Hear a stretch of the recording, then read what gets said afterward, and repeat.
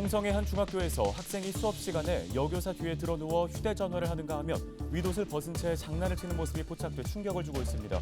교권 침해 등 논란이 일자 충남교육청이 조사에 나섰습니다. 올해 쌀값이 지난해보다 20% 넘게 떨어졌습니다. 쌀 소비량도 점차 줄고 있다 보니 정부 차원의 실효성 있는 대책이 필요하다는 지적이 이어집니다. 충남, 충북, 대전, 세종 등 4개 시도가 충청권 특별지방자치단체 설립에 힘을 모으기로 했습니다. 합동추진단 구성과 통합환승요금체계 구축, 국가철도망 조기 추진에 나섭니다. 양승조 전 충남도지사가 자신의 강제추행 혐의 피수와 관련해 진실은 밝혀졌지만 회복할 수 없는 상처로 남았다며 선관위와 사법당국에 철저한 수사를 촉구했습니다.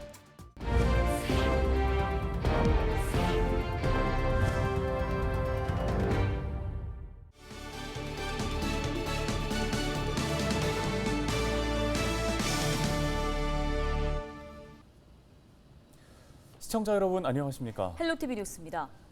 홍성의 한 중학교에서 수업 시간에 학생이 교단에 들어눕는가 하면 윗옷을 벗은 채 휴대전화를 하는 모습이 포착돼 충격을 주고 있습니다. 네, 관련 소식을 취재기자 연결해서 들어보겠습니다. 정선영 기자 전해주시죠. 네, 지난 26일 SNS에 12초 분량의 한 영상이 올라왔는데요. 한 남학생이 수업을 하고 있는 여교사 뒤에 버젓이 드러누워 있습니다. 칠판 아래 콘센트에 충전 케이블을 꽂아놓고 교사를 촬영하는 듯 휴대전화를 만지고 있는데요. 이를 지켜보던 몇몇 학생들은 웃으면서 욕을 하거나 그게 맞는 행동이냐며 지적하기도 합니다. 하지만 누구도 더 이상 적극적으로 말리지 않고 교사 역시 해당 학생을 무시한 채 수업을 이어갑니다. 이 SNS 계정에는 또 다른 영상이 게시돼 있었는데요.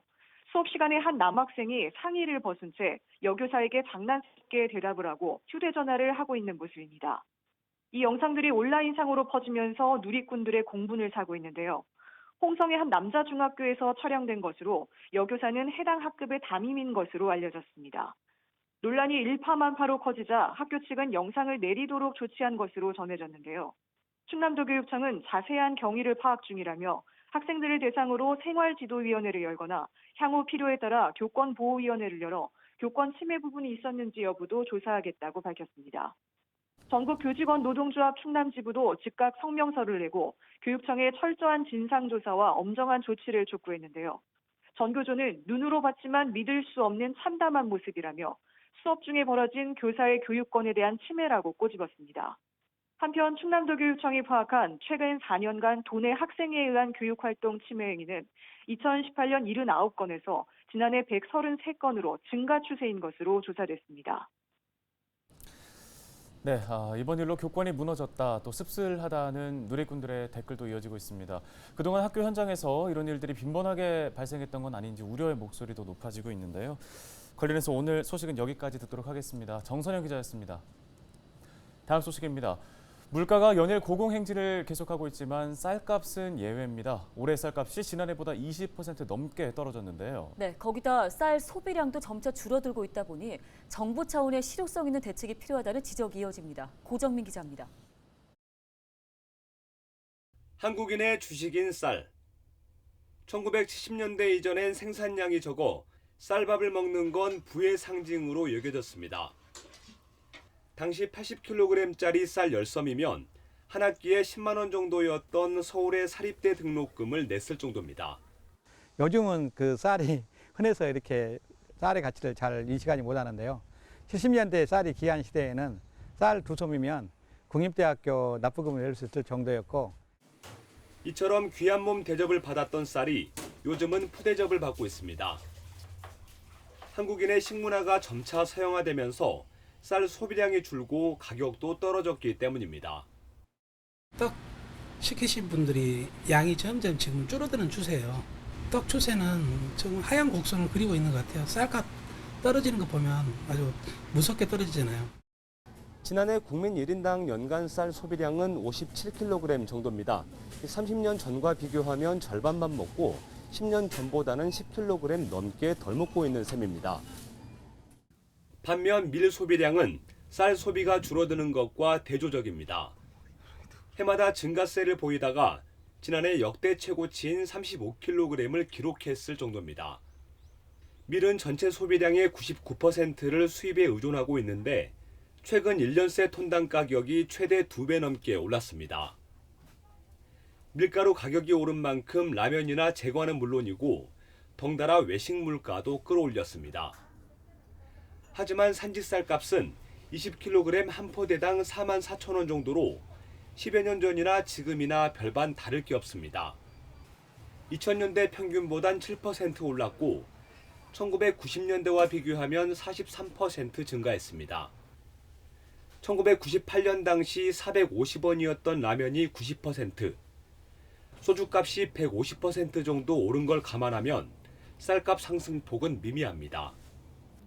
과거엔 쌀값이 일정한 목표에 미치지 못하면 세금으로 농민들의 소득을 보존해줬습니다. 그러다 과잉 생산을 유발한다는 지적이 나오면서 정부는 쌀 생산을 억제하기 위한 정책을 2년 전에 도입했습니다. 공익형 직불제를 통해 쌀값 보장 대신 소농 보호를 택했고 초과 생산된 쌀은 수매한 뒤 시장에서 격리하기로 한 겁니다. 문제는 시장 격리가 최저가 입찰 방식으로 이뤄지면서 오히려 쌀값 하락을 부추기고 있는 실정입니다.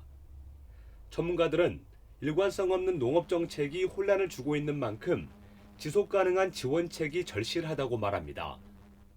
시장격리제도의 효과적인 활용인데요. 이 쌀값 안정이라는 것에 초점을 맞춰야 하는에도 불구하고 이제 그런 것보다는 제도의 운영에 좀 초점을 맞추다 보면 시장의 변화에 빠르게 대응하지 못한 그런 결과가 낳지 않았나 싶어서 해마다 인건비나 용농비는 오르고 있지만 값은 오히려 떨어지고 있는 쌀.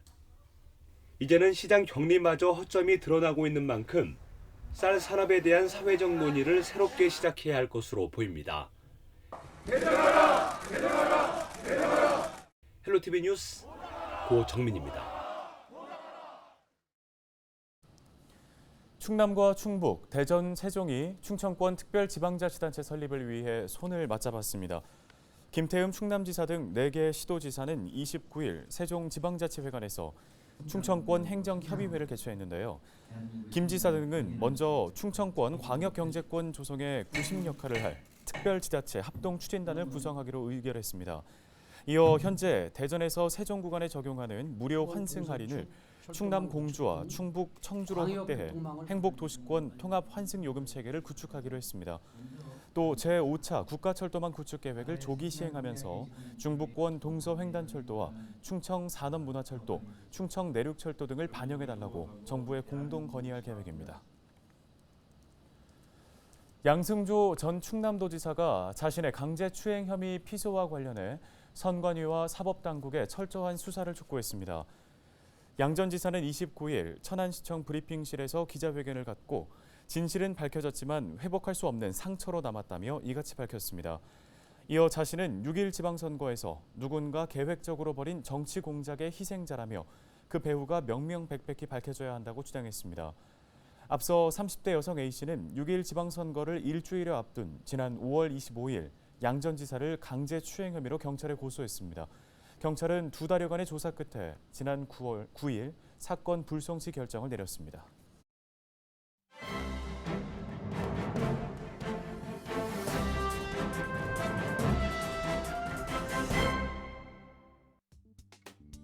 신문 브리핑입니다. 충남도가 김태흠 지사 지시로 내포신도시 편입 등 덕산 온천 활성화를 추진합니다. 예산 홍성 개발 불균형이 심각한 상황에서 인구 편차와 기관 단체 쏠림 현상 등을 해소해 동반 성장을 견인할 수 있을지 관심이 모아지는데요. 김 지사는 지난 12일 자신의 SNS에 인구 10만의 내포신도시 완성을 위해 여러 방안을 구상 중이라며 우선 내포신도시 확대와 덕산온천 활성화를 위해 덕산온천을 내포신도시에 편입시키도록 관련 부서에 검토를 지시했다고 밝혔습니다. 그러면서 나인홀 골프장 조성도 속도를 내도록 살펴보고 있다며 대형마트와 간이 쇼핑몰이 어우러진 쇼핑센터를 내포신도시에 유치하는 방안도 강구 중이며 도청사 공원도 탈바꿈시킬 계획이라고 말했습니다. 시멘트 바닥을 드러내 흙길, 자갈길을 조성하고 아름드리 나무도 심어 뉴욕의 센트럴파크 같은 전국적 공원 명소로 만들 계획이라며 올해는 도청 이전 10주년인 해인 만큼 수도권 공공기관 이전과 함께 각종 편의시설을 확충해 내포신도시 활성화에 속도를 내겠다고 덧붙였습니다. 도혁신도시 정책팀과 도시계획팀 관계자들은 이와 관련해 덕산온천을 어떻게 활성화할 것인지를 도청 이전 특별법과 혁신도시법 등 관련법을 고려해 내포신도시 확장 개발과 개별 개발 등 다각적으로 검토하고 있다며 앞으로 덕산온천을 내포신도시로 편입하려면 도청 이전 신도시 개발 예정 지구를 변경 지정해 개발 계획을 수립해야 한다고 설명했습니다. 내포신도시와 덕산온천 관광단지는 도청에서 원탕을 기준으로 직선으로 약 3.5km 거리입니다.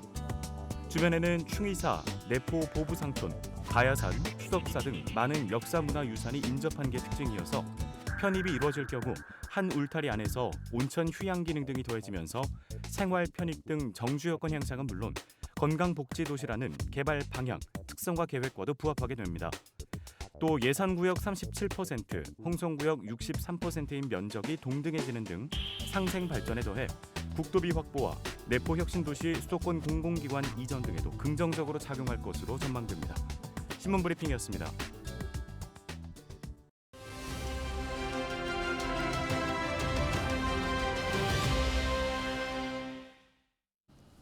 다음 소식입니다.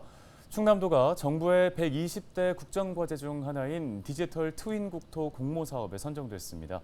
총 14억 원을 투입해 현실과 동일한 가상 세계를 구현해 행정 서비스 모델을 개발한다는 계획입니다. 네, 충남도 박정원 공간정보팀장 전화 연결해 보겠습니다. 안녕하십니까? 안녕하세요. 충남도청 토지관리과 공간정보팀장 박정원입니다. 예, 먼저 정부 국정과제 중에 하나인 이 디지털 트윈 국토 사업 어떤 사업인지 설명 부탁드립니다. 네, 디지털 트윈 국토는 국토의 지능적 관리와 국민 삶의 맞춤형 해결을 위해서 현실과 똑같은 어떤 가상 세계를 3차원으로 구현하는 국가 위치 기반 플랫폼입니다. 이를 기반으로 해서 행정 업무의 효율화를 하고 지역 현안 해결 방안을 모색하기 위해서 국토부는 디지털 트윈 국토 시범 사업 공모를 추진하였으며 지난 6월 말부터 한 달여 동안 접수된 사업계획서 25건에 대해서 외부 전문가를 통한 서면 심사와 발표 평가를 거쳐서 충남도 등 7개 지역을 최종 선정했습니다. 네, 공모 사업에 선정된 충남도에서는 앞으로 어떤 사업을 추진하게 됩니까? 네, 충남도는 디지털 트윈 기반의 문화재 보전 지원 시스템 구축 사업을 추진합니다. 행정 업무 효율화와 데이터 기반의 의사결정 지원을 위해 내년까지 국비 7억 원을 포함해 총 14억 원을 투입해서 도 지정문화재와 역사문화환경 보존지역에 대한 3차원 가상 세계를 구축하고 구축된 데이터를 활용한 행정 서비스 모델을 구현하고자 합니다. 구체적으로는 건강 및 환경 영향 시뮬레이션을 통한 인허가 의사결정 지원 서비스, 보존지역 내 건축 행위 등 허용 기준 조정 지원 서비스, 문화재 주변 토지 이용 행위에 대한 적법성 자동 평가 모델 등을 개발할 계획입니다. 네, 앞으로 그럼 이런 사업들을 통해서 어떤 효과를 기대해 볼 수 있을까요? 네, 이번 사업을 통해 충남도는 문화재 형성 변경 등 허가 시 현실을 최대한 반영한 디지털 트윈 위에서 문화재에 미치는 영향을 검토함으로써 문화재 보존과 지역 개발 간의 균형을 도모할 수 있고요. 또한 정밀하게 묘사된 가상 세계에서 정확하고 빠른 인허가와 관련된 의사결정을 지원할 수 있습니다. 앞으로도 행정 서비스의 질 향상과 도민 생활 편리를 도모하기 위해 디지털 트윈 기술을 적극 확대 활용할 계획입니다. 네, 잘 들었습니다. 말씀 여기까지 듣겠습니다. 충남도 박정원 팀장이었습니다.